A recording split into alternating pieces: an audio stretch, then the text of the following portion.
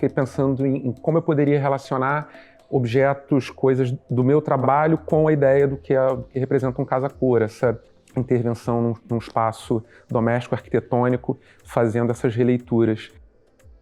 O meu trabalho tem essa história sempre de tentar trabalhar as memórias afetivas do universo doméstico através de uma estética pop, de estratégias do mundo pop que controla a sociedade de consumo e o mundo que a gente vive, de certa forma. Eu sempre escolho um gênero de pintura para estar aprofundando as questões.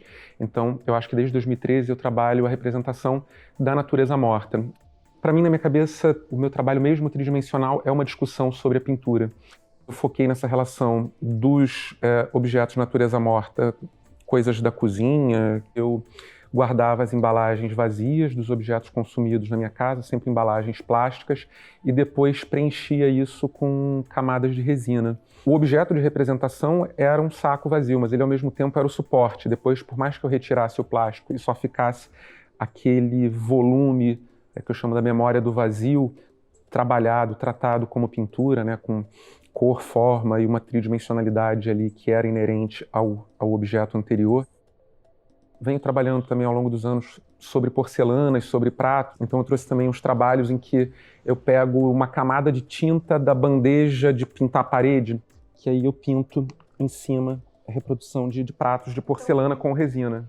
E uso isso, ao invés de usar um papel ou um tecido, eu uso a própria tinta como suporte para a representação da natureza morta.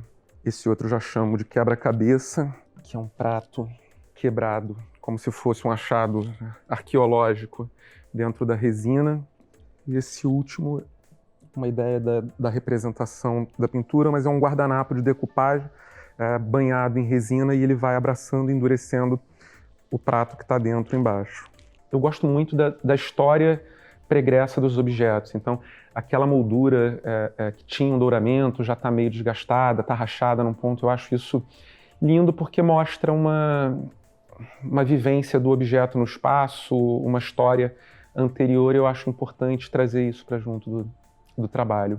As tapeçarias eu comecei a fazer em 2010 e, na época, as questões que envolviam o meu trabalho eram em torno da representação da paisagem na contemporaneidade, fazendo uma relação com a história utilizada normalmente nessas tapeçarias, que são situações, cenas e costumes europeus, e tentando recontextualizar isso, dando protagonismo para elementos de uma brasilidade. Essa série que se chama Pintura de Museu, Paisagem Stricto Sensu, em que eu apagava as figuras humanas dos trabalhos e inseria, através só da volumetria em branco, o desenho, o recorte de museus de arte contemporânea de diferentes lugares do mundo. Então, aqui está o UMAN, aqui do Rio. A outra tapeçaria, que já é uma tapeçaria mais recente, é um Pernalonga, pegando um passarinho.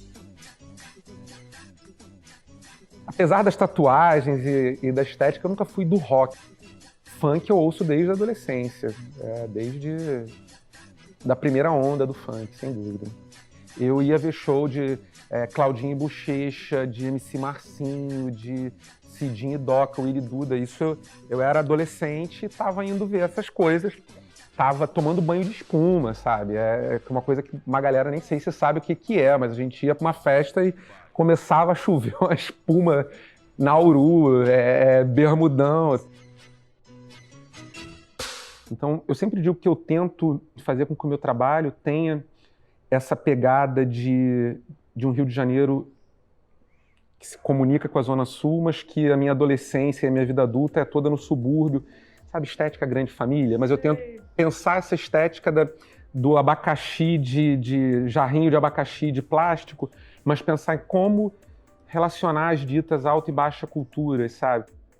Como eu posso transformar isso num gesto que esteja dentro de uma história da arte mais amplificada, tentando pensar sempre essas relações da vida na cidade, de uma vida de alguém que cresceu vendo Sessão da Tarde, tá sempre pensando as relações sociais, tecnológicas dentro da nossa vida, tempo de absorção da imagem passa a ser outro, levar em conta a velocidade de produção e de circulação do WhatsApp, do Instagram, do TikTok, o poder de um meme, de um GIF.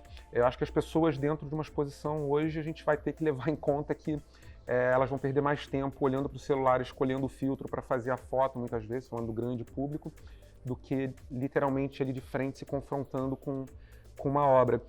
O serviço, o trabalho, a obra, a pesquisa bem construída, ela vai passar ali uma leveza, como se tudo aconteceu. Mas não, é muito estudo, é muita intenção premeditada de como isso vai tocar o outro, como isso vai circular, como isso vai se inserir.